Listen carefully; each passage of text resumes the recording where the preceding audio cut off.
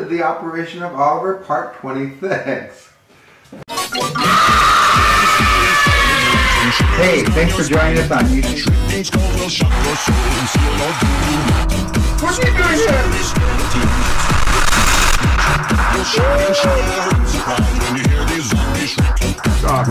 Oh, across the land, and my stick is shorted on.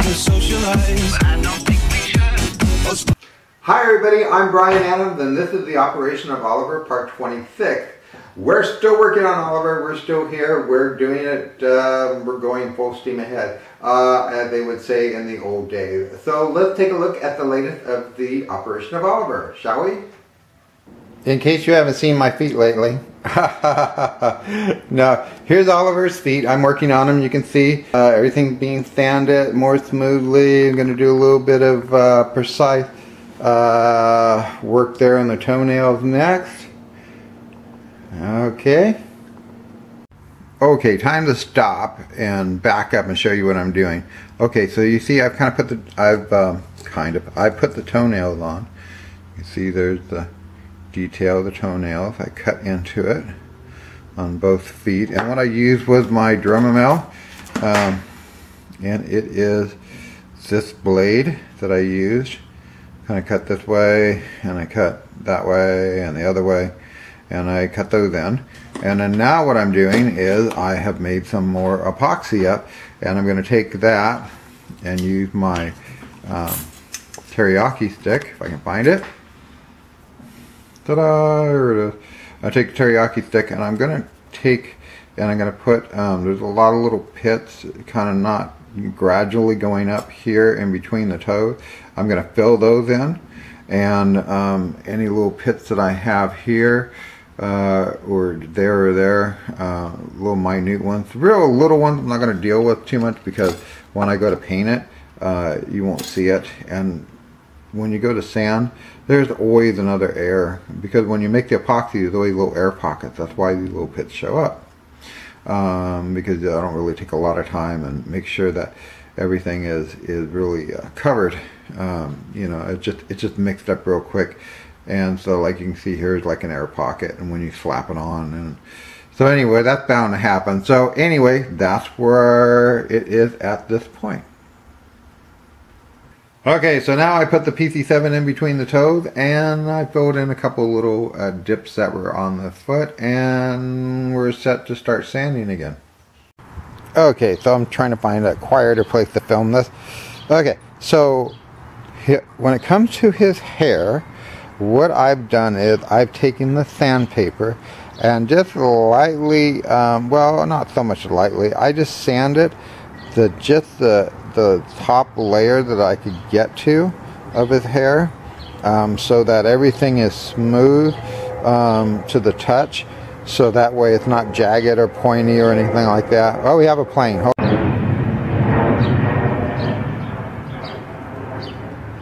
Okay, and here's the original side. You can see, and it's just a little rougher, because when I laid down, well, as you saw the video, I laid the epoxy down, and it just had a little rough, kind of sharpie points to it. But anyway, here's what it looks like. Like I said a minute ago, before the plane, this is much smoother, and just kind of just bringing it to the base. Don't have to, you know, grind it down in between, just on the top, just getting the highlights of the hair. And so that will be ready to paint. And of course you can see the head itself has already been sanded a while ago. Yeah.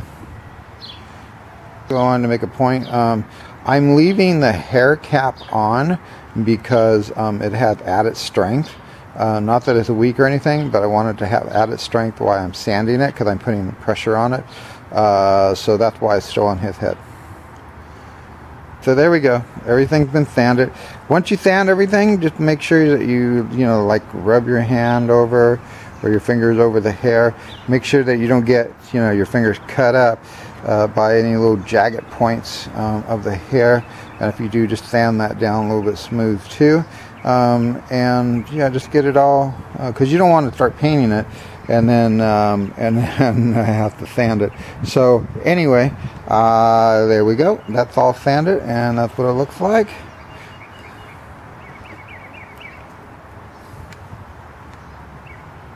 I kind of wanted to show this to you, what it looks like. Well, kind of want to. Here I am. I'm showing it to you. Okay, I wanted to show you. See all the little pits and things that are in? This is when the direct sun's on it. You can see that there's a lot of pits in his leg. These are what I'm working. I'm actually sanding. I want this sanded. I want it smooth, but I have to sand it to where it's smooth enough, and then sand all the high parts of it, if that makes any sense. Sand all of it where it's straight. And I'll probably take a teriyaki stick, make sure I have straight parts. Parts that are a little bit high, I'll sand a little bit more. And then I'll come and put some epoxy on it and start getting that shape. This is just one leg that I'm working on. See all the little dips? So anyway, I wanted to show that to you, but that, I guess I just said that about 5 times. Alright, anyway, that's it. What I want to show you about working on Oliver is that when I'm doing all this sanding here, I'm actually doing this all by hand.